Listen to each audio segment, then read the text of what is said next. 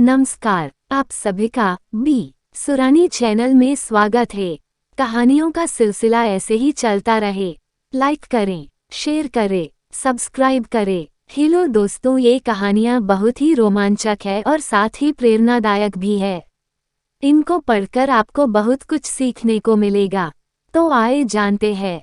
Hello दोस्तों, आज मैं एक पिता की हार्ट टचिंग स्टोरी आप लोगों से शेयर करूंगी। ये दिल को छू जाने वाली स्टोरी एक पिता के जज्बातों की कहानी है। इस कहानी से आप लोगों को बहुत कुछ सीखने को मिलेगा। इस कहानी को लिखने का मेरा एक ही मतलब था कि मैं पिता की भावनाओं को आप लोगों के साथ बहुत ही सुंदर कहानी में पिरोकर आप लोगों से शेयर करूं। आपने माँ के बारे में तो बहुत सुना होगा, बहुत जगह पढ़ा भी होगा।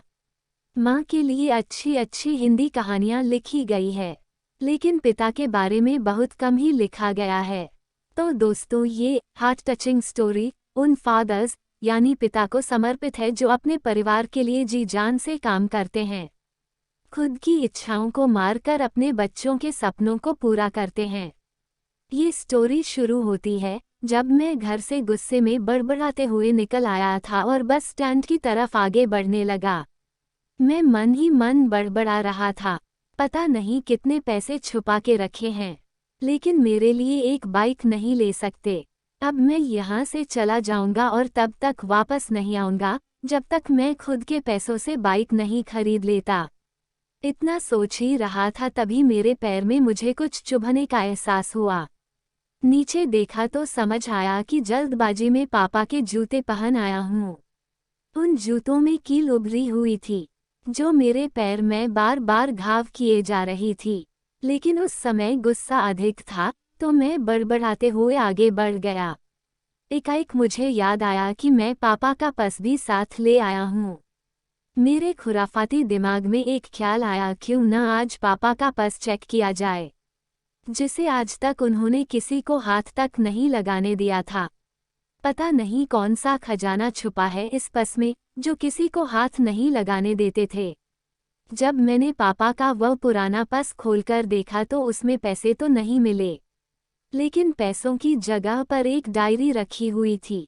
तब मैंने सोचा, ओह, तो यहाँ खजाना छुपा रखा है। मैं समझ रहा था कि यहाँ पापा ने लिखा होगा कि किससे कितने पैसे लेने हैं और किसको कितने पैसे दिए हैं, लेकिन मैं गलत था। जब मैंने उस छोटी सी डायरी का पहला पेज खोलकर देखा तो वहाँ पर जो लिखा था वह थोड़ा सीरियस कर देने वाला था। डायरी में जो लिखा था उसे पढ़ने के बाद मेरे चेहरे पर जो एक्सप्रेशन थे वह गायब हो चुके थे, क्योंकि डायरी में वैसा कुछ नहीं था जैसा मैं सोच रहा था। वहाँ पर उन पैसों का हिसाब लिखा हुआ था जो अलग अलग कामों के लिए अलग अलग लोगों से उधार लिए गए थे। उस लिस्ट में कंप्यूटर के नाम पर भी पैसे लिए गए थे। कुछ यूं लिखा था, 50,000 बेटे के कंप्यूटर के लिए। ये वही कंप्यूटर था जिसे मैं आज तक यूज कर रहा हूँ, लेकिन मुझे ये पता नहीं था उस कंप्यूटर को खरीदने के लिए पैसे कहाँ से आए थे। लेकिन आज पता चल रहा था। मुझे आज भी याद है जब मैंने पहली बार कैमरे के लिए जिद की थी, जो मेरे पापा ने मुझे 2 हफ्ते बाद मेरे बर्थडे पर ला कर दिया था, जिसे देखकर मैं बहुत खुश हुआ था। और मुझे खुश देखकर मुझसे कहीं ज्यादा अगर कोई खुश था तो वह थे पापा। अब मेरे चेहरे से गुस्सा एकदम गायब हो चुका था। जब मैंने आगे का पन्ना पलटा तो वहां पर कुछ विशेष इच्छाएं लिखी हुई थी। पहली जो विश थी उसमें जो लिखा हुआ था, अच्छे जूते पहनना। ये बात मेरी कुछ समझ नहीं आई। तभी मेरा पाँव अचानक सड़क पर भरे हुए पानी पर जा पड़ा और तभी मेरे पाँव में कुछ गीलीपन होने का एहसास हुआ। जब मैंने जूता उतार कर देखा तो उसका तला टूटा हुआ था। ये देखकर मुझे डायरी में लिखी बात याद आ गई। तभी मुझे माँ पापा की कई बातें भी याद आ रही थी कि कैसे माँ जब कहा करती थी पापा से, अब तो जूते पुराने हो गए, नए ले लीजिए, तो पापा अक्सर यह कहकर टाल दिया करते थे, जूते अभी और चलेंगे, अभी कुछ दिन पहले तो लिए थे। मुझे आज समझ आ रहा था कि कितने दिन और चलेंगे। साथ ही साथ यह भी समझ आ रहा था कि पापा पर्स को क्यों छुपा कर रखते थे।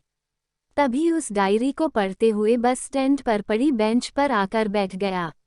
अब उस डायरी का आखिरी पन्ना बचा हुआ था। उस पन्ने को जब मैंने पलटकर देखा तो वहां कल की डेट लिखी हुई थी। तारीख के नीचे लिखा हुआ था 50,000 रुपये बाइक के लिए। बस इतना पड़ा और दिमाग सन रह गया। अब मेरे मन में कोई शिकवा गिला नहीं बचा था, बस मेरी आंखों से आंसू चले जा रहे थे। मुझे आज तक नहीं पता तब मैं क्यों रोए जा रहा था। अब मैं जल्दी से घर की तरफ भागा, लेकिन जूतों की वह कील पांव में अब तक घाव बनाने में कामयाब हो चुकी थी।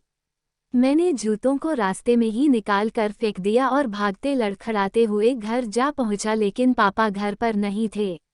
मैं समझ गया वह कहाँ थे। मैं सीधा पास वाली बाइक एजेंसी की तरफ भागा।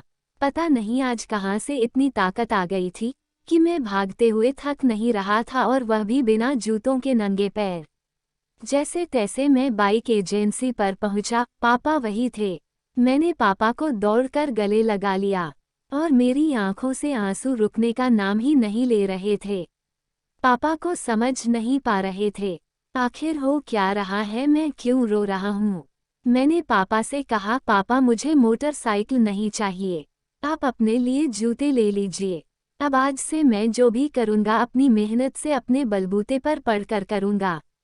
दोस्तों, बस इतनी सी थी ये कहानी। ये हार्ट टचिंग स्टोरी लिखते हुए आज मेरी भी आंखें नम हुई है। मैं आज आपसे कहना चाहूँगा, ठीक ऐसे ही होते हैं हमारे पिता। हम अक्सर देखते हैं कि हम अपनी माँ से हर बात शेयर करते हैं, और माँ भी इसके बदले में हमें बहुत प्यार देती है। लेकिन एक शख्स ऐसा भी होता है जो हमें छुपकर प्यार करता है। वो होते हैं हमारे पिता। ये परिवार में एकमात्र ऐसा व्यक्ति होता है जो अपने बच्चों से उन्हें बिना जताए छिपकर प्यार करता है, खुद की इच्छाओं को मारकर बच्चों के लिए सपने देखता है, और उनकी खुशी में ही खुश हो जाता है। मुझे नहीं पता कि आप अपने पेरेंट्स की इज्जत करते हो या नहीं, लेकिन अगर आपके पास पेरेंट्स हैं तो आप बहुत खुश नसीब हो, क्योंकि इस दुनिया में बहुत से लोगों को तो पेरेंट्स का प्यार भी नसीब नहीं होता। अंत में मैं यही कहना चाहूँगा कि माँ बाप की भावनाओं का सम्मान करें। मेरा इस पोस्ट को लिखने का मकसद यही था कि मैं आपको बाप की फीलिंग से रूबरू कराऊं, क्योंकि माँ के बारे में लेखकों ने बहुत कुछ लिखा है, लेकिन बाप के ऊपर कोई नहीं लिखता।